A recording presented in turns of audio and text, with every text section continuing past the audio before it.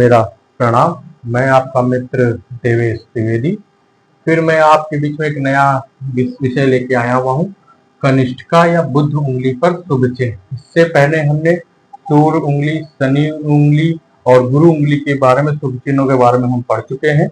आज मैं आपको कनिष्ठिका उंगली या बुद्ध की उंगली पर शुभ चिन्ह लेके आया हूँ, जो हमारी लास्ट उंगली कही गई, ये कनिष्ठिका उंगली, और ये बुद्ध की उंगली कही गई है। और सारी उंगलियों में इस उंगली का बहुत महत्व भी है, तो इसी के विषय में मैं आपको बताने जा रहा हुआ हूँ। तो क्या क्या इसमें शुभ चिन्ह होते हैं, तो आप कैसे कैसे क्या क्या बता सकते हैं। तो प्रथम पौर, कनिष्ठिका उंगली की प्रथम पौर पर अगर प्लस या गुणे का चिन्ह मिले, साफ सुथरा, बट प्रथम पौर पर ही होना चाहिए, साफ सुथरा। अगर प्लस और गुणे का चिन्ह मिले तो वह अपने कार्य में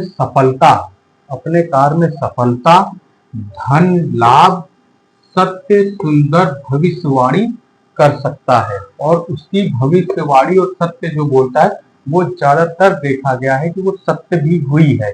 अगर उसकी कनिष्ठिका उंगली की प्रथम पौर पर, वो भी स्पष्ट रूप से दाहिने हाथ में प्रथम पौर पर स्पष्ट रूप से प्लस और गुणे का चिन्ह आपको दिखाई देता है किसी इंसान में, तो आप लोग उसको ये कह सकते हैं कि वो अपने कार्य में सफलता, अच्छा खासा धन लाभ प्राप्त करेगा, सत्य और सुंदर भविष्यवाणी भी कर सकता है वो।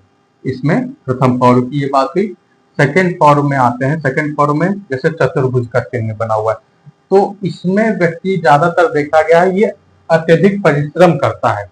अगर ये साफ सुथरा दिख रहा है ऐसा, तो यह व्यक्ति अत्यधिक परिश्रम करता है और फिर उसको सफलता मिलने के बाद अत्यंत खुशी प्राप्त होती है।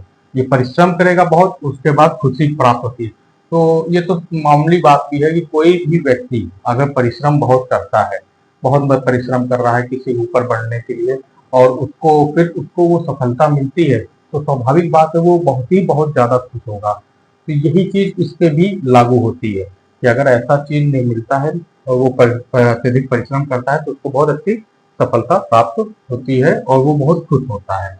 ये दूसरे पौर। तीसरे पौर में स्टार का चिन्ह अगर किसी के कनिष्ठिका उंगली में दिखाई दे, तो वो भी तीसरे पौर स्टार का चिन्ह साफ सुथरा अगर दिखाई देता है, तो उस व्यक्ति को उस व्यक्ति को दूसरे विवाह से प्राप्त दान, दहेज तथा अत्यधिक धन प्राप्त होता है।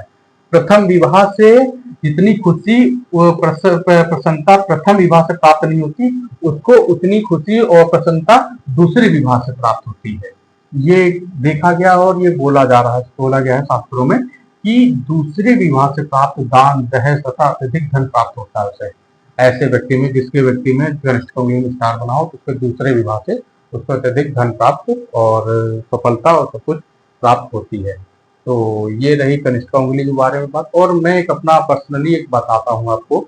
कनिष्ठिका उंगली, ये उंगली हमारी जो कही गई है, इसका हमारे जीवन में उसमें बहुत महत्व है कि कनिष्ठिका उंगली, ये देखिए जैसे ये कनिष्ठिका की प्रथम पौर की ये मेरा जो ये लाइन जा रही है, इसको छू ही रही है। अगर यही कनिष्ठिका उंगली ये लाइन से ऊपर अगर किसी की इंसान में होगी, बहुत ही रियल केसों में मिला होता है, 100 आदमियों में 10 या 20 आदमियों के हाथ में ऐसा पाएंगे आप कि ये उंगली अगर इस से ऊपर उठी हुई है, तो वो समझ लीजिए कि उसको धन प्राप्त होगा ही होगा।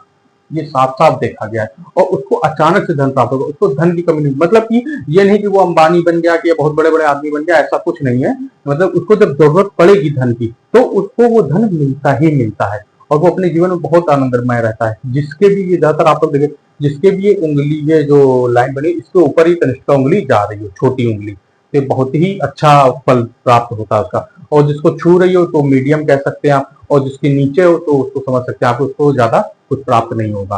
ये कनिष्ठिका उंगली ज्यादा लंबी नहीं होती, बहुत लोगों के, ये जितनी भी लंबी होगी कनिष्ठिका उंगली, उतना ही अच्छा फल प्राप्त होता है।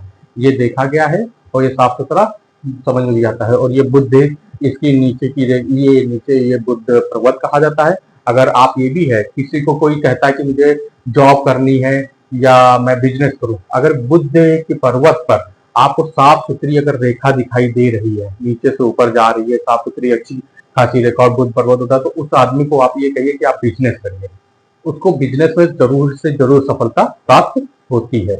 जिसके भी मनुष्य में ऐसी रेखा दिखती हो।